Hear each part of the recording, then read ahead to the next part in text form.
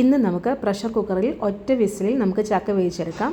അതിന് വേണ്ടി ചക്ക ഞുറുക്കി എടുത്തിട്ടുണ്ട്. ഇതൊരു പ്രഷർ കുക്കറിലേക്ക് ഇട്ട് കൊടുക്കാം.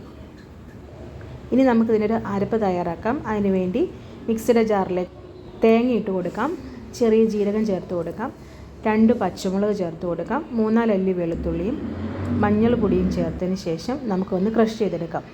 ഇപ്പോൾ ക്രഷ് ചെയ്തെടുത്തിട്ടുണ്ട്. ചക്കയിലേക്ക് ചേർത്തതിന് ശേഷം 1 കപ്പ് വെള്ളം മിക്സി കഴുകി ഒഴിക്കുക. അതിനുശേഷം ആവശ്യത്തിനുള്ള ഉപ്പും ചേർത്തതിന് ശേഷം അടപ്പടിച്ച് ഒരു വിസിലിന് കുക്ക് ചെയ്തെടുക്കാം. പ്രഷർ പോയതിന് ശേഷം ഓപ്പൺ ചെയ്ത് നോക്കാം.